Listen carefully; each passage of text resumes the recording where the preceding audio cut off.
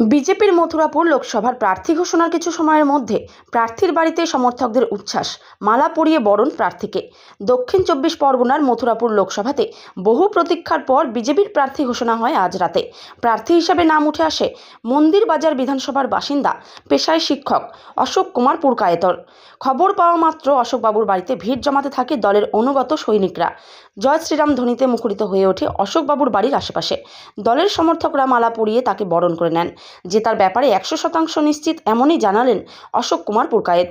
একই সঙ্গে তার দলের সমর্থকরা জানালেন, দুর্নীতি তোলাবাজি ভরে যাওয়া তৃণমূল দলের প্রার্থীকে বিপুল ভোটে হারিয়ে আমাদের অশোকবাবু জয়লাভ করবেন। কেননা এখানে যে তৃণমূলের প্রার্থী হয়েছে সে একরকম চোর চিটিংবাজ, তাকে পরাজয় করতে আমাদের সামান্যতম শক্তি প্রয়োগ করতে হবে না।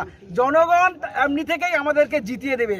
আর তার হাতে একটা লাড্ডু ধরিয়ে দেবো, 2 লক্ষ ভোটে আমরা জিতবো। আর তার হাতে একটা লাড্ডু ধরিয়ে দিয়ে বলবো, বাপি বাড়ি যা। 100% আশাবাদী, কারণ মথুরাপুর শুধু নয়, সারা পশ্চিমবঙ্গে এবারে বিজেপি যা রেজাল্ট করবে সেটা কিন্তু সারা ভারতবর্ষের কাছে একটা উদাহরণ হয়ে থাকবে।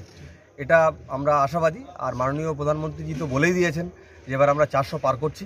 সুতরাং মথুরাপুর কেন, আমাদের এই দক্ষিণ 24 পরগনা সহ পুরো পশ্চিমবঙ্গে এবার অভূতপূর্ব রেজাল্ট হবে, এই বিষয়ে আশাবাদী। আর প্রচারে দেখুন, আমাদের এখনো পর্যন্ত 7th ফেজে আমাদের ভোট, সুতরাং আমাদের হাতে প্রায় 2 মাসের বেশি সময় আছে।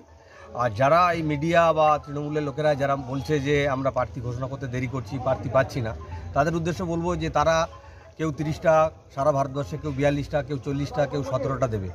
আর আমরা পুরো অল ইন্ডিয়াতে 542টায় আমরা আসনে আমরা লড়ব।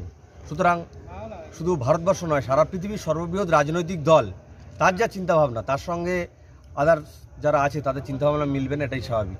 সুতরাং এর জন্য কোনো প্রভাব পড়বে না। আপনি যে প্রশ্নটা করলেন, সবচেয়ে প্রশ্নটাই হাস্যকর, কারণ মোদিজির নামে কুৎসা রটাচ্ছে এই মুহূর্তে যিনি সারা পৃথিবীকে নেতৃত্ব দিচ্ছেন।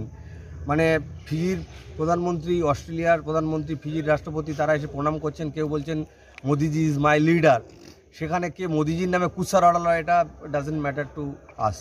আরেকটা বিষয় আছে, যেটা হচ্ছে মোদিজির নামে কেন, যে কোনো ভালো মানুষ, সৎ মানুষ, তার নামে যত কুৎসা রটবে তিনি তত উপরে উঠবেন।